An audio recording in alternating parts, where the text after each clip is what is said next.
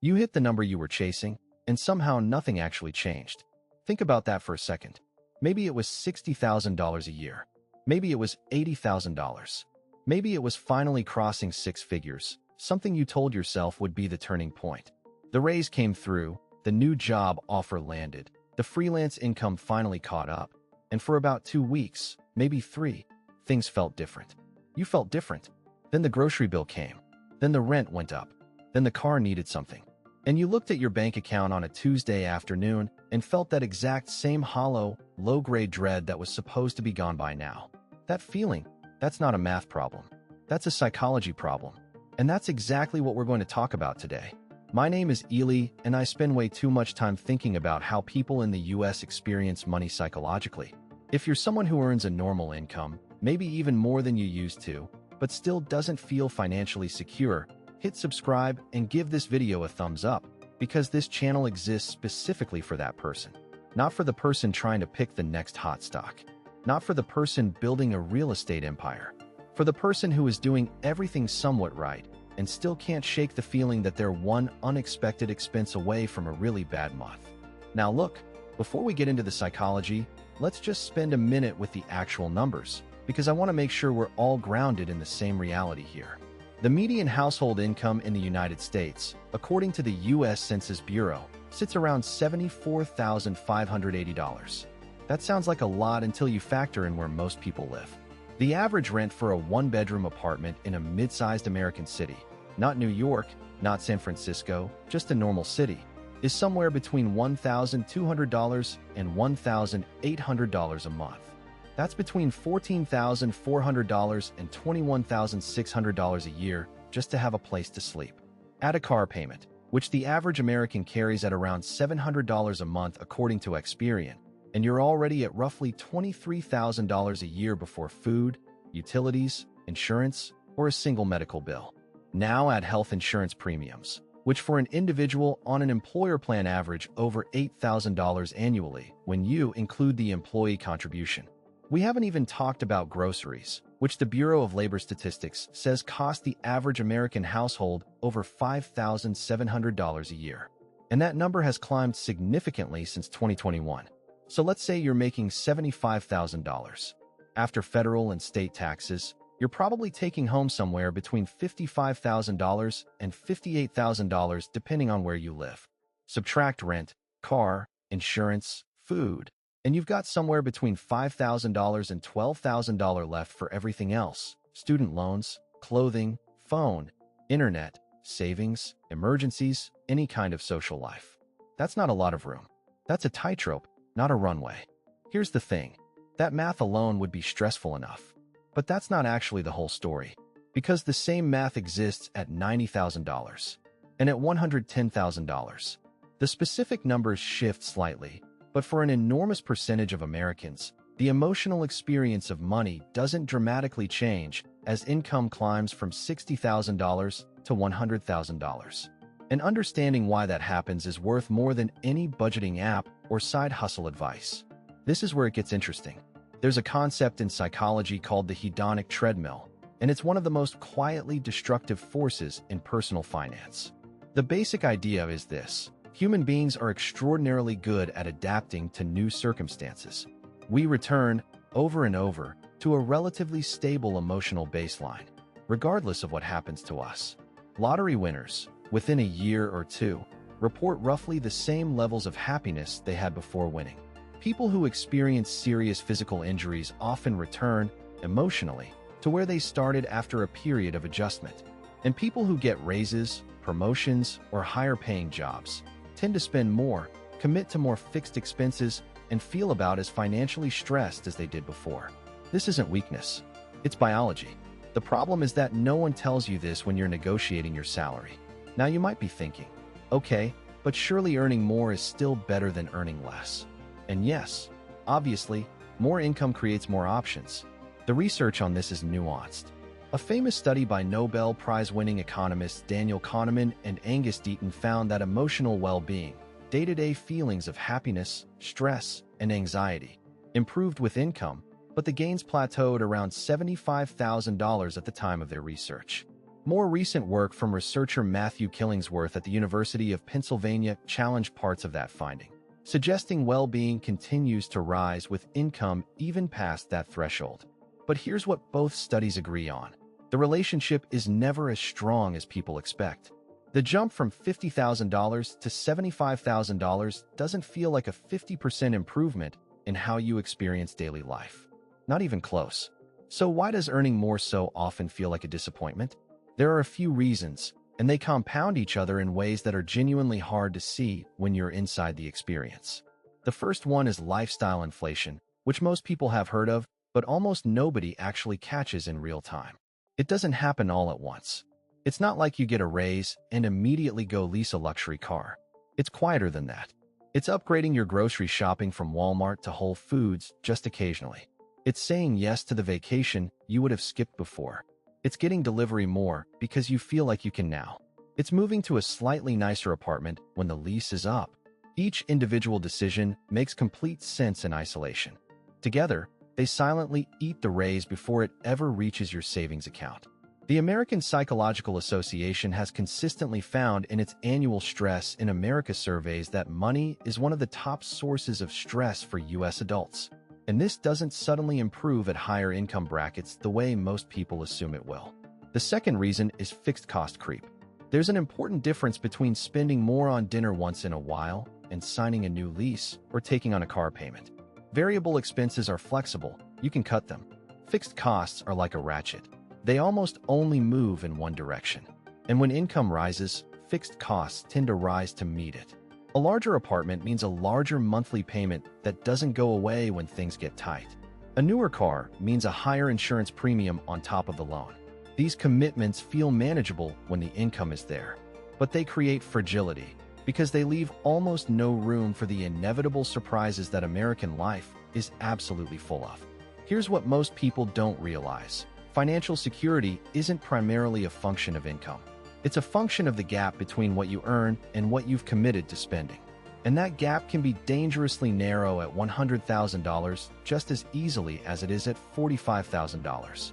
Let's put some numbers to that, because this is important.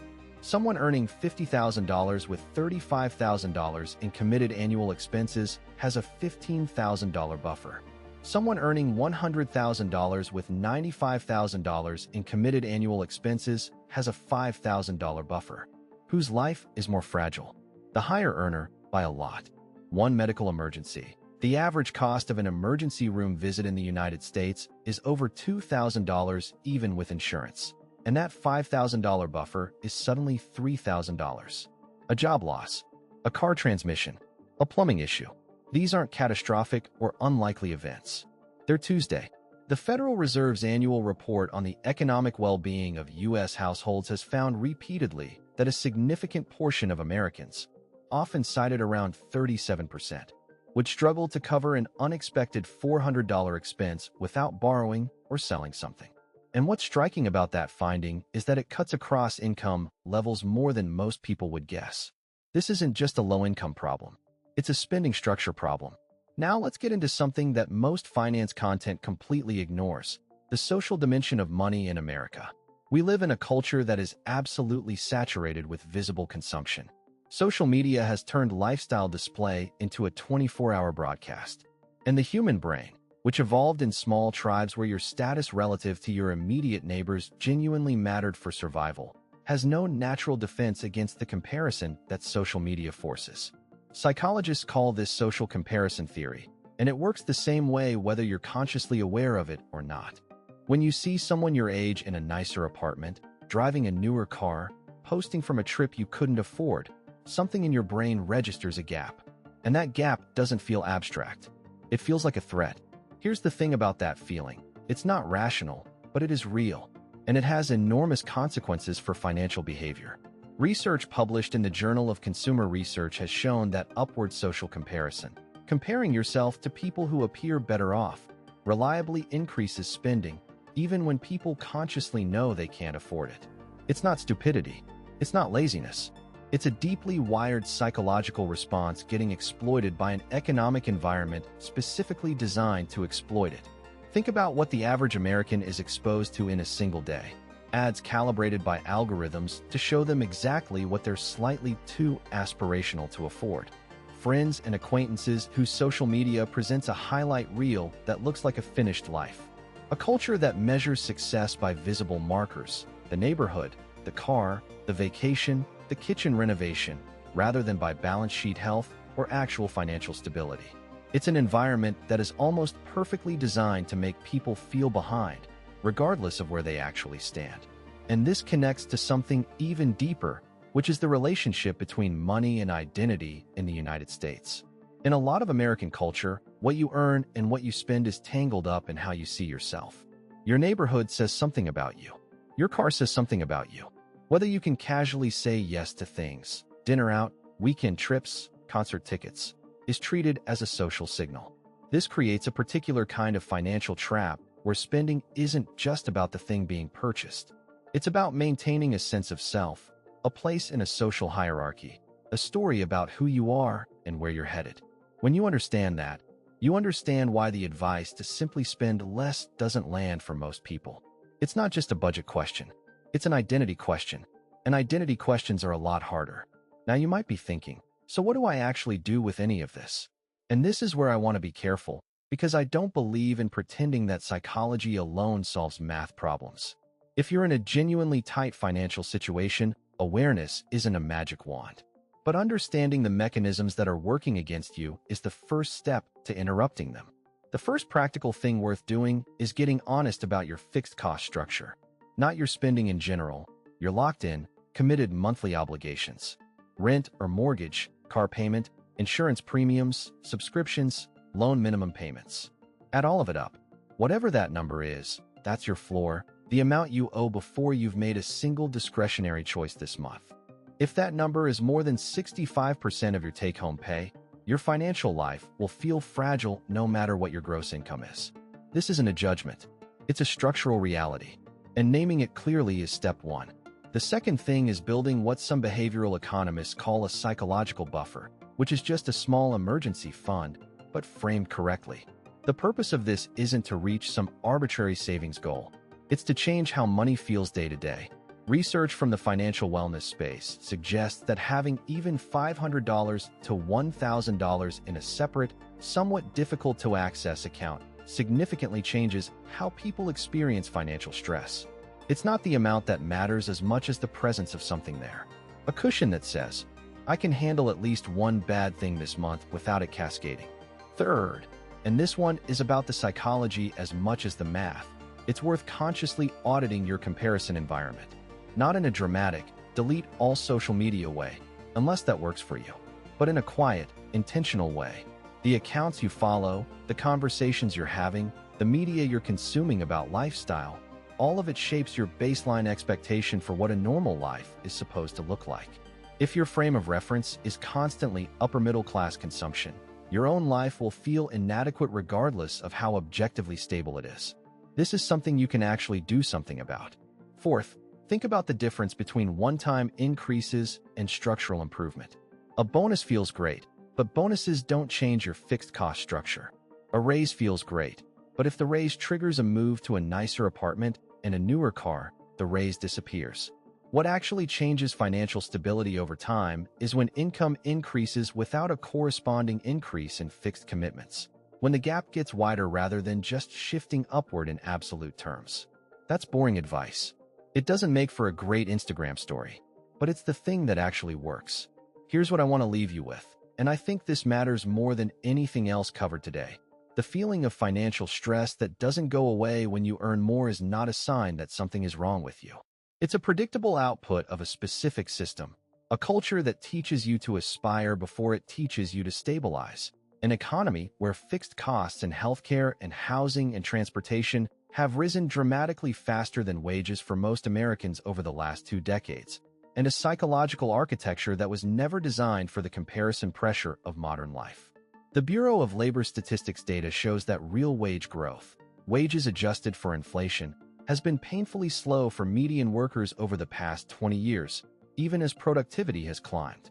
The system has genuinely become harder to navigate. That context matters. It doesn't change your individual choices, but it changes how you hold yourself accountable for the situation you're in. A lot of people are carrying personal shame about financial stress that should more accurately be understood as a structural condition with deep systemic roots. What you can control is the gap, the psychology of your spending triggers, the fixed cost commitments you make or don't make, the social comparison frame you live inside, the story you tell yourself about what financial success is supposed to look like and by when. Earning more is good, but it is not the solution to the problem most people think it is, because the problem isn't a lack of income. The problem is a combination of structural costs, psychological forces, and cultural pressures that expand to fill whatever income shows up. Understanding that is not depressing. It's actually clarifying, because it means the path forward isn't waiting for the next raise to finally feel okay. It's changing your relationship with the money you already have access to right now. That's where it starts. Not with a bigger number, with a clearer picture of what's actually happening. If this hit differently than most financial content you've watched, that's kind of the point. Subscribe if you want more of this. Psychology first, honest, no-nonsense conversations about how people in the United States actually experience money. Drop a comment and tell me what your version of this felt like. The raise that didn't fix it, the salary you were chasing, the number that arrived and somehow wasn't enough. Because I promise you, you're not the only one.